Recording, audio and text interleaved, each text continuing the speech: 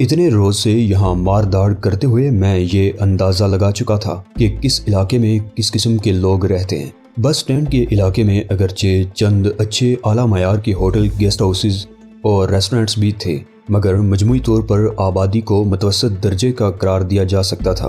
مزدور طبقہ کے لوگ بھی زیادہ تر اسی علاقے کے گرد و نواح میں آباد تھے، اور ظاہر ہے جہاں اس قسم کی آبادی ہو وہاں مجھ جیسے غنڈوں کو ہاتھ پیر مارنے کا موقع مل جاتا ہے۔ شام کے وقت یہاں بڑی چہل پہل اور رونق ہوتی تھی۔ 29 کلومیٹر دور آیو روڈ ریلوے اسٹیشن پر جے پور اور احد آباد کی طرف سے 2 ٹرینیں آتی تھیں۔ ان کے مسافر بسوں کے ذریعے ماؤنٹ آیو آتے تھے اور یہ بسیں 7 بجے کے قریب یہاں پہنچتی تھیں۔ بارمیر، جودھ پور، جے پور، احد آباد اور اودھ پور سے آنے والی بسیں بھی شام 6 سے 9 بجے کے دوران وقفے سے یہاں پہنچتی تھیں، اور اس وجہ سے یہاں خاصی رونق ہو جاتی تھی۔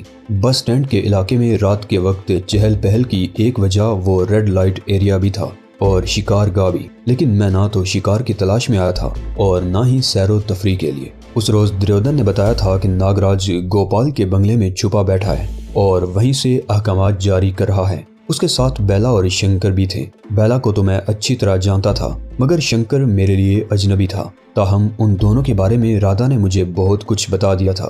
گوپال ماؤنٹ آیو میں 3 گیسٹ ہاؤسز، جھیل کنارے 5 عدد کاٹیج اور ٹرانسپورٹ کمپنی کا مالک تھا۔ اس کے فلیٹ میں 6-7 بسیں تھیں جو ماؤنٹ آیو سے راجستھان کے مختلف شہروں تک چلتی تھیں۔ ایک بس کا روٹ تو دلی تک تھا۔ ناگراج جب شروع میں یہاں آیا تھا تو اس نے گوپال جیسے لوگوں کی مدد سے ہی یہاں قدم جمائے تھے۔ ان دنوں گوپال کے پاس صرف ایک کھٹارا سی بس تھی جو اودے پور کے روٹ پر چلا کرتی تھی۔ اس کے علاوہ وہ کچھ عورتوں کا دھندا بھی کرتا تھا۔ ایک گیسٹ ہاؤس کے مینیجر سے اس کی گاڑی چھنتی تھی اور اس کے توسط سے وہ سیاحوں کو عورتیں سپلائی کرتا تھا اور ان سے ملنے والا کمیشن آپس میں بانٹ لیتے تھے۔ مگر ناگراج سے ملاقات کے بعد اس کے دن پھرنے لگے۔ کھٹارا بس کی جگہ لگژری کوچ نے لے لی اور وہ کاٹیج بھی گوپال نے خرید لیا، اور پھر چند ہی برسوں میں اس کا شمار شہر کے معززین میں ہونے لگا۔ شہر میں آنے والے سیاحوں کو عورتیں سپلائی کرنے والا دلال دولت مند ہوتے ہی معزز بن گیا۔ لوگ اس کے ماضی کو بھول گئے تھے، لیکن اس شہر میں ایک ایسی ہستی بھی تھی جو گوپال کے لگائے ہوئے زخموں کو نہیں بھولی تھی۔ وہ لکشمی تھی، گوپال کی سابقہ رکھیل۔ اس نے برے وقتوں میں گوپال کا ساتھ دیا تھا، اسے کما کر دیتی رہی تھی، لیکن جب گوپال کے پاس دولت آئی تو وہ لکشمی کو بھول گیا۔ ان کی آخری ملاقات ایک بڑی دھواندار قسم کی لڑائی پر ختم ہوئی تھی۔ لکشمی نے چوراہے پر سینکڑوں لوگوں کی موجودگی میں سینڈلوں سے گوپال کی پٹائی کی تھی اور گوپال نے اسے بالوں سے پکڑ کر سڑک پر گھسیٹا تھا۔ دونوں ایک دوسرے سے گتھم گتھا ہو گئے تھے اور ایک دوسرے کے کپڑے پھاڑ دیے تھے۔ اگر پولیس والے میدان میں نہ کود پڑتے تو گوپال لکشمی کے ہاتھوں مارا جاتا یا لکشمی گوپال کے ہاتھوں ماری جاتی۔ وہ رات دونوں نے حوالات میں کاٹی تھی اور آخر کار ناگراج ہی نے انہیں پولیس سے نجات دلائی تھی۔ اس وقت لکشمی نے گوپال کو خوفناک انتقام کی دھمکی دی تھی۔ یہ سب کچھ مجھے رادھا نے بتایا تھا۔ اس بات کو 2 سال ہو گئے تھے۔ لکشمی ابھی تک گوپال کا کچھ نہیں بگاڑ سکی تھی۔ البتہ گوپال کی حرکتوں نے لکشمی کو ریڈ لائٹ ایریا آباد کرنے پر مجبور کر دیا تھا۔ رادھا کے کہنے کے مطابق لکشمی خود تو اس دھندے سے ریٹائر ہو چکی تھی، البتہ اس نے 3-4 لڑکیاں رکھی ہوئی تھی جو اس کا بزنس چلا رہی تھی، اور اس وقت میں لکشمی سے ملنے کے لیے ہی آیا تھا اور اس علاقے میں آنے کے لیے یہی حلیہ مناسب تھا جو میں نے اختیار کیا تھا۔ میں نے گٹیا سے ریسٹورنٹ میں بیٹھ کر نہایت بد ذائقہ چائے زہر مار کی۔ ریسٹورنٹ کے سامنے ہی وہ اندھیری گلی تھی جو ریڈ لائٹ ایریا کہلاتی تھی۔ میں اس ریسٹورنٹ میں بیٹھا اس گلی میں آتے جاتے لوگوں کو دیکھتا رہا اور پھر باہر آ گیا۔ یہاں مجھے اپنے جیسے اور بھی کچھ لوگ نظر آئے تھے جو اس علاقے میں دادا گیری کرتے تھے۔ ایک میرے پاس بھی آ گیا۔ ظاہر ہے ایسے لوگ اپنے علاقے میں کسی اور غنڈے کی مداخلت برداشت نہیں کر سکتے تھے۔ مہاشے، وہ مجھے اوپر سے نیچے تک گورتے ہوئے بولا، نئے لگتے ہو لیکن یہ اپنا علاقہ ہے، یہاں تمہاری دادا گیری نہیں چلے گی۔ خیریت چاہتے ہو تو جیسے چپکے سے آئے ہو ویسے ہی دم دبا کر چپکے سے واپس چلے جاؤ۔ میں نے غور سے اس کی طرف دیکھا۔ اس کا قد 5 فٹ کے لگ بھگ تھا، جسم قدرے باری برکم، کالی پتلون اور داری دار بنیان پہنے ہوئے تھا۔ بال لمبے اور الجھے ہوئے تھے۔ وہ ہر لحاظ سے سڑک چھاپ غنڈا لگتا تھا۔ میں نے اچانک ہی آگے بڑھ کر اسے پکڑ کر اوپر اٹھا لیا اور دوسرے ہی لمحے اسے دور پھینک دیا۔ سڑک پر گرتے ہی اس کے منہ سے چیخ نکلی۔ میں نے سنبھلنے کا موقع دیے بغیر آگے بڑھ کر اسے 2-3 ٹھوکریں رسید کر دی۔ جگو دادا کے منہ لگتا ہے سالہ، چیر کے پھینک دوں گا۔ میں غراتا ہوا پھر آگے بڑھا مگر اس نے فوراً ہی ہاتھ جوڑ دیے۔ گرو گرو وہ چیخ رہا تھا۔ شمع کر دو گرو، مجھ سے بھول ہو گئی۔ جاؤ، شمع کیا۔ میں نے اسے ایک اور ٹھوکر ماری۔ کیا یاد کرو گے؟ وہ اٹھ کر ایک طرف کو بھاگ نکلا۔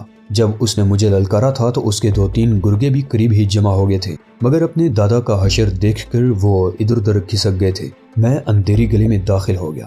دونوں طرف مکانوں میں طوائفیں آباد تھیں۔ دروازے ساتھ ساتھ تھے، بعض دروازے بند تھے اور بعض کھلے ہوئے تھے۔ کھلے ہوئے ہر دروازے کے سامنے 2-3 نیم اریاں طوائفیں کھڑی تھیں۔ ان دروازوں کے اندر بہت مدھم روشنی کے بلب جل رہے تھے۔ اس مدھم روشنی کے پس منظر میں طوائفوں کے چہرے واضح طور پر نظر نہیں آ رہے تھے، مگر سودے ہو رہے تھے۔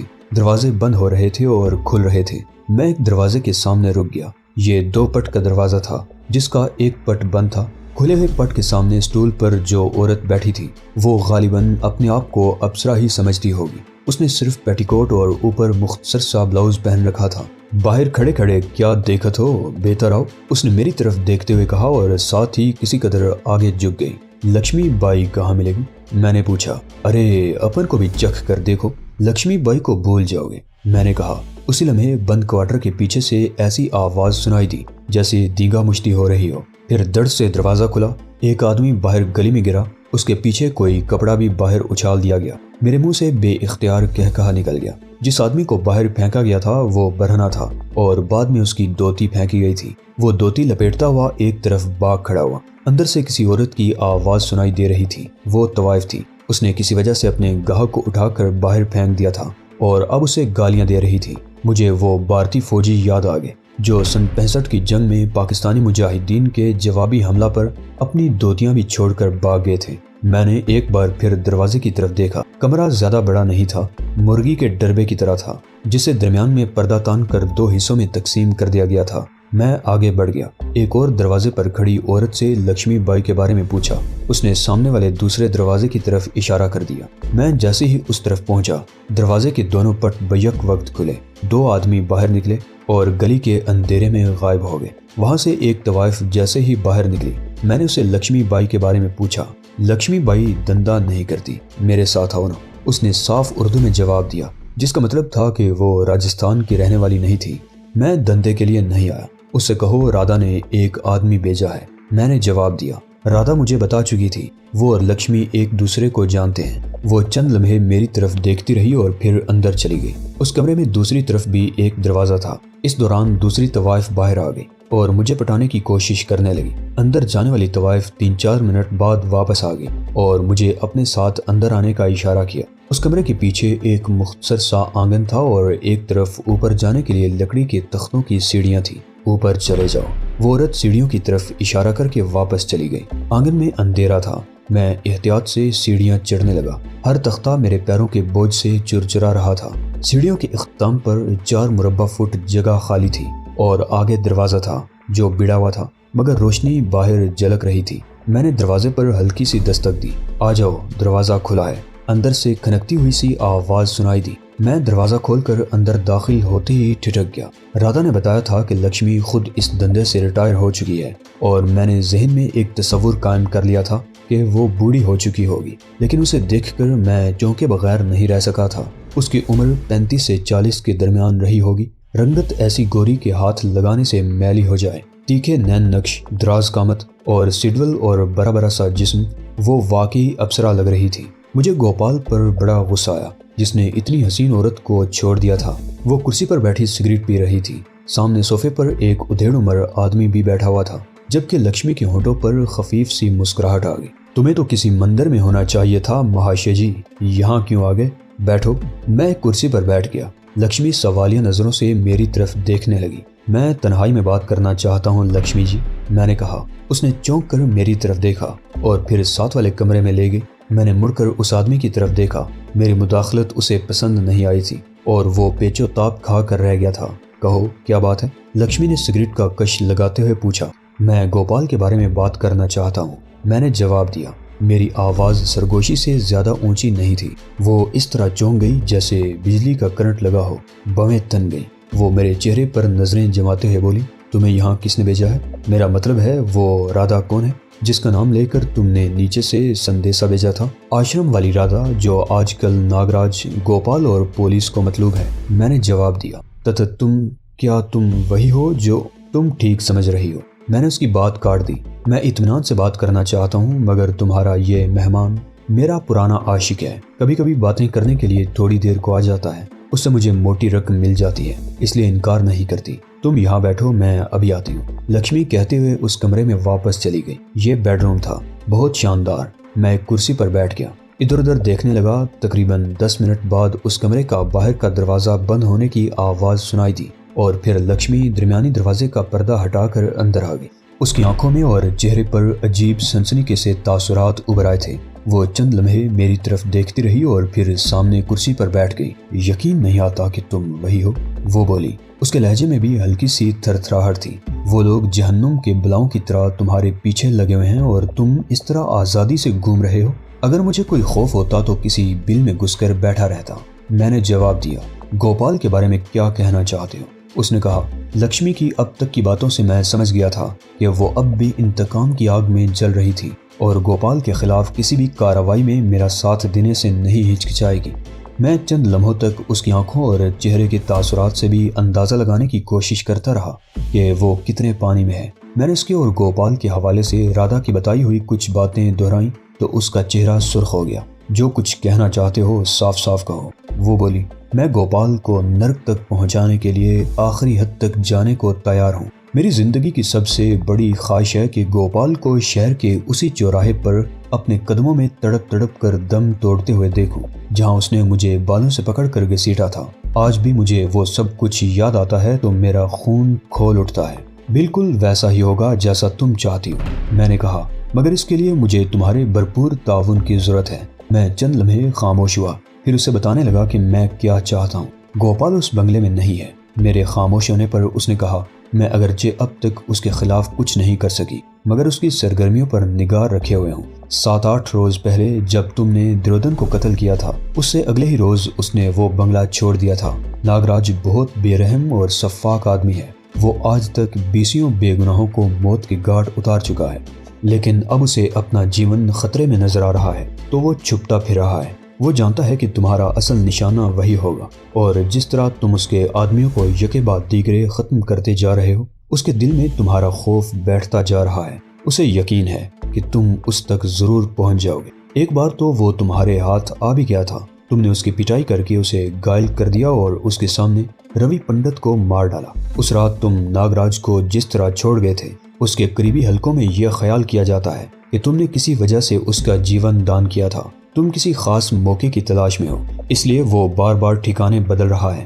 شہر بھر کی پولیس اور اس کے 20 آدمی اب تک تمہارا کھوج نہیں لگا سکے۔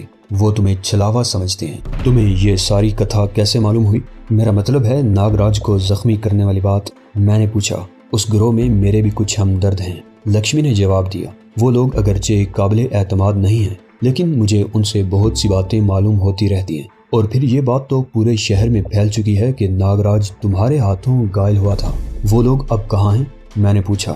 ناگراج اور گوپال اس کاٹیج میں جہاں اس رات دریودن کو قتل کرنے کے بعد تم نے اور رادھا نے پناہ لی تھی اور پولیس والوں کو ننگا کر کے باندھ گئے تھے، لکشمی نے مسکراتے ہوئے جواب دیا۔ اوہ، میں چونک گیا۔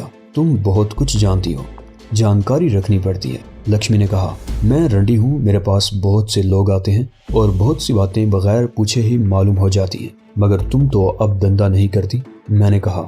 بہت سے لوگ میرے قریب بیٹھنے کو ہی فخر سمجھتے ہیں۔ لکشمی کے ہونٹوں کی مسکراہٹ گہری ہو گئی۔ ہاں، تم چیز ہی ایسی ہو۔ میرے منہ سے بے اختیار گہرا سانس نکل گیا۔ دریودن کے آدمی تم لوگوں کو جھیل والی تفریح گاہ کے آس پاس ڈھونڈتے رہے، کیونکہ وہ کار بھی تفریح گاہ سے کچھ فاصلے پر مل گئی تھی جس پر تم لوگ دریودن کو قتل کرنے کے بعد فرار ہوئے تھے۔ پھر شہر میں بھی تمہاری تلاش شروع ہو گئی۔ صبح جھیل میں ایک ملاح کی لاش ملی اور دوسرے کنارے پر ایک کشتی بھی مل گئی، تو اس طرف بھی تمہاری تلاش شروع کر دی گئی اور 10 بجے کے قریب وہ لوگ اس کاٹیج تک پہنچ گئے جہاں دونوں پولیس والے بندے پڑے تھے۔ ان پولیس والوں نے ہی یہ انکشاف کیا تھا کہ تم دونوں نے رات اس کاٹیج میں گزاری تھی اور پکڑے جانے کے بعد انہیں دھوکے سے باندھ کر فرار ہو گئے۔ وہ چند لمحوں کو خاموش ہوئی، پھر بات جاری رکھتے ہوئے کہنے لگی، ناگراج کو شبہ تھا کہ تم 1-2 دن میں گوپال کے بنگلے تک بھی پہنچ جاؤ گے۔ اس نے بھی تمہاری ہی چال پر عمل کیا۔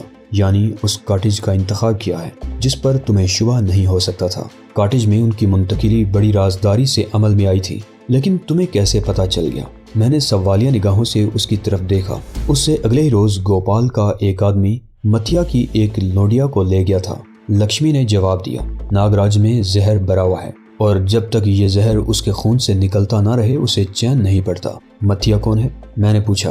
ایک پرائیویٹ سپلائر، لکشمی نے کہا، بڑے بڑے لوگوں کو لونڈیاں سپلائی کرتا ہے۔ اس کے پاس ایک سے ایک حسین لونڈیا ہے، لیکن مجھ پر مرتا ہے۔ اسے اگرچہ گوپال کی طرف سے یہ چتاونی دے دی گئی تھی کہ اگر اس نے کسی کو یہ بتایا کہ اس رات لونڈیا کہاں گئی تھی تو اسے موت کے گھاٹ اتار دیا جائے گا، لیکن متھیا مجھ سے کوئی بات نہیں چھپاتا۔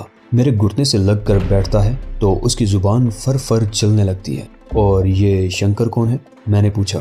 اس شہر کا سب سے بڑا بدماش ہے، لکشمی نے جواب دیا۔ وہ بھی ناگراج ہی کی طرح بہت بے رحم اور بے حد شفاق آدمی ہے، بلکہ درندہ ہے، آدمی کو ٹانگوں سے پکڑ کر چیر دیتا ہے۔ شہر کے سارے بدماش اس کے نام سے ہی تھر تھر کانپنے لگتے ہیں۔ ناگراج نے اسے خاص طور پر اپنے قریب رکھا ہوا ہے۔ ناگراج، گوپال، بیلا اور شنکر، میں نے یہ نام دہرائے۔ اور کتنے آدمی ہیں اس کاٹیج میں؟ ایک دو اور ہوں گے، زیادہ نہیں، لکشمی نے جواب دیا۔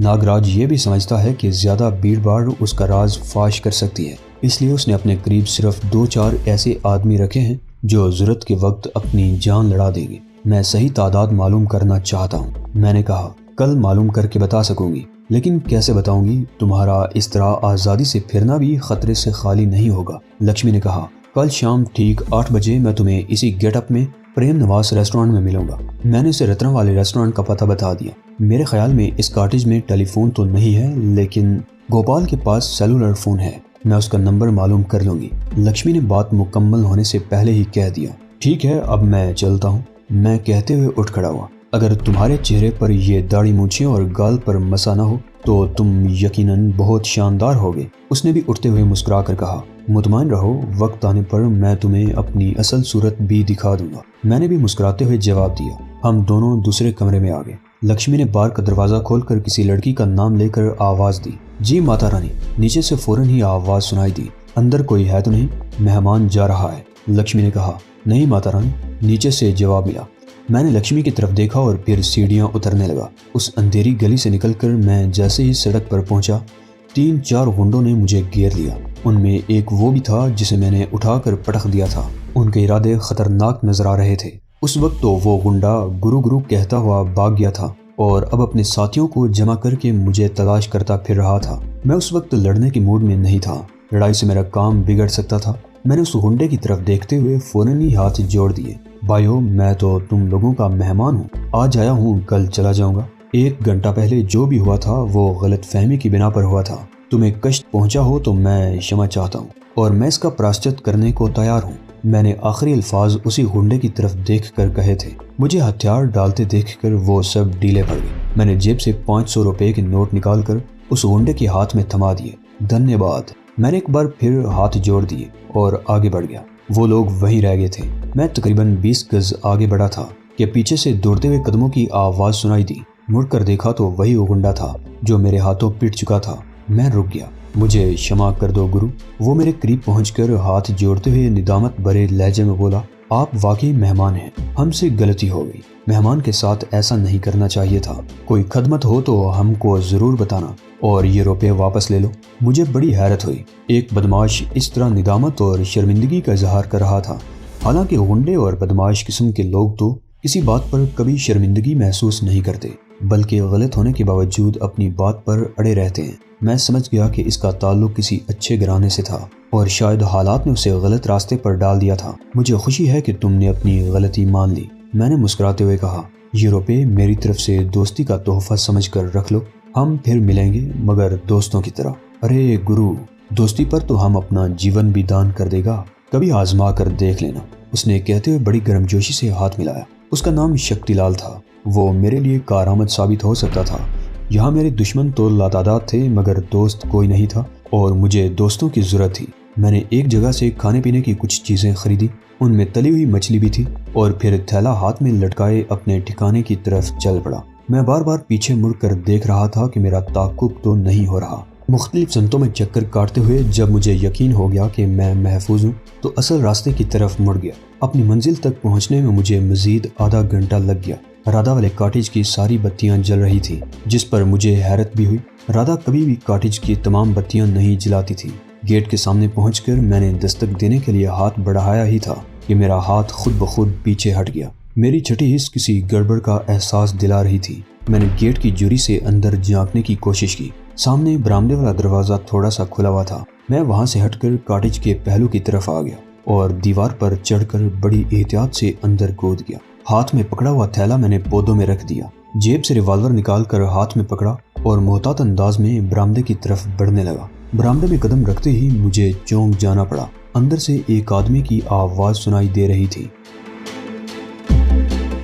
تو دوستو، یہ تھی آج کے ایپیسوڈ۔ اسے اگلی ایپیسوڈ دیکھنے کے لیے آپ سے گزارش ہے کہ چینل کو سبسکرائب لازمی کر لیجئے گا۔ تو ملتے ہیں اگلی ایپیسوڈ میں، تب تک کے لیے اجازت دیجیے۔ اللہ نگہبان۔